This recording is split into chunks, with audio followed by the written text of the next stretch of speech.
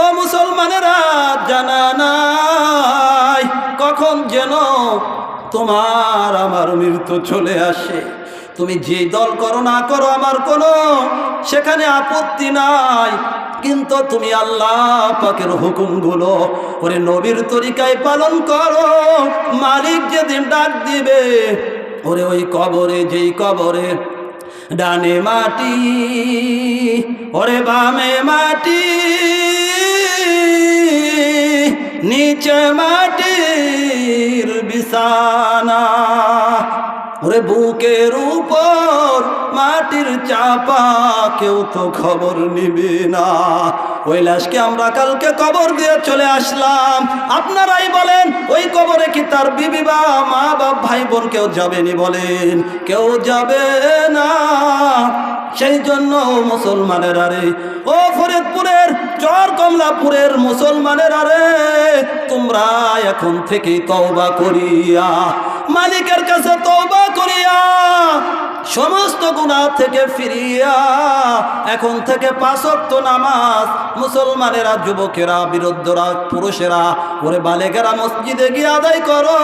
মা বোনেরা, তোমরা 5 ওয়াক্ত নামাজ কামাই দিও না, কারণ কোন সময় যেন আজরাইল চলে আসবে। সেজন্য আমি বলতেছি, আমার মূল আলোচনা আল্লাহ পাকের তৌফিকে একটি আয়াত থেকে, একটি আয়াতের অংশ তেলাওয়াত করেছি এবং বুখারী শরীফ থেকে একটি হাদিসের টুকরা তেলাওয়াত করেছি। আল্লাহ পাক রব্বুল আলামিন বলেন, কুল হাল ইয়াস্তাবিল্লাযীনা ইয়া'লামুনা ওয়াল্লাযীনা লা ইয়া'লামুন। আল্লাহ পাক রব্বুল আলামিন বলেন, হে রাসূল, আপনি বলিয়া দিন, যারা জানে আর যারা জানে না তারা কি সমান হইতে পারেনি? বলেন আপনারা, অর্থাৎ পারে না। অর্থাৎ যারা জানে তারা আলেম, কোরআন হাদিসের আলেম। এই মুফতি মুস্তাফিজুর রহমান সাহেব, ইনি নগরকান্দার সন্তান, তিনি এই ফরিদপুর আসিয়া আপনাদের দিনের খেদমত করতেছি। এই দারুল উলুম মডেল মাদ্রাসা নির্মাণ করেছে।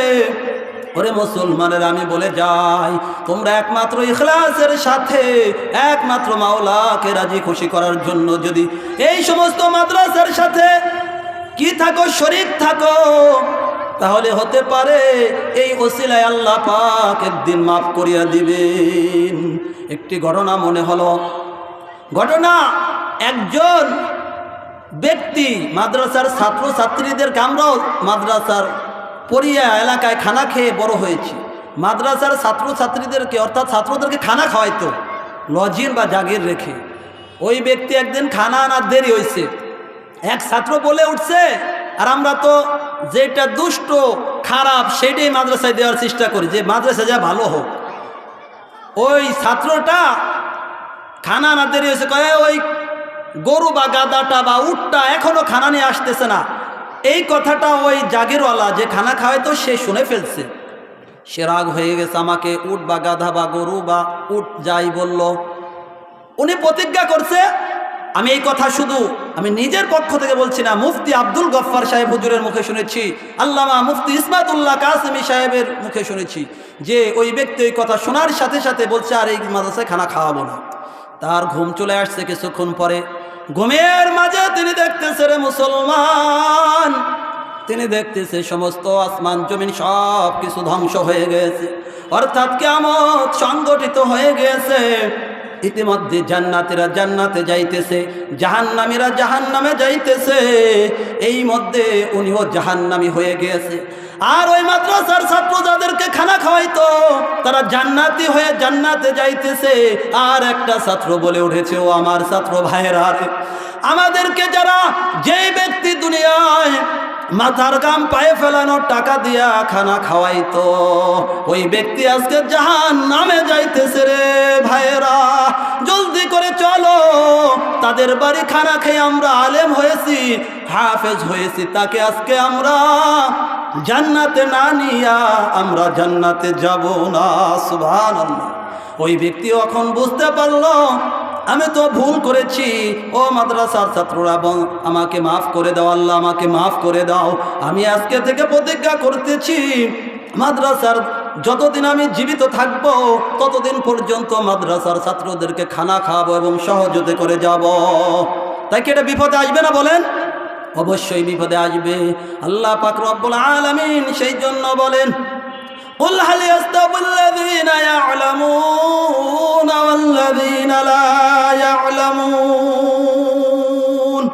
হে রাসূল আপনি বলেন যে যারা জানে আর যারা জানে না তারা কখনো সমান হইতে পারে না।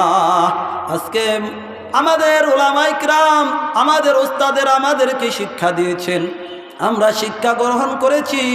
আল্লাহ পাকের রহমতে আপনাদের দোয়ায় দু একটা কোরআন হাদিসের কথা বলার জন্য চেষ্টা করি। এইটা হচ্ছে সদকায়ে জারিয়া, যে হাদিস আমি পাঠ করেছিলাম, মানুষ মারা যাওয়ার পরে 3টে আমলনামা বাকি থাকে, অর্থাৎ সদকায়ে জারিয়া। তার ভিতরে একটা হচ্ছে মাদ্রাসা মসজিদে দান করা, 2 নম্বর এমন আলেম যার দ্বারা উপকৃত হয়, 3 নম্বর নেককার সন্তান দুনিয়া রাখে যাও। আল্লাহ পাক আমাদের সকলকে আমল করার তৌফিক দান করেন, আমিন।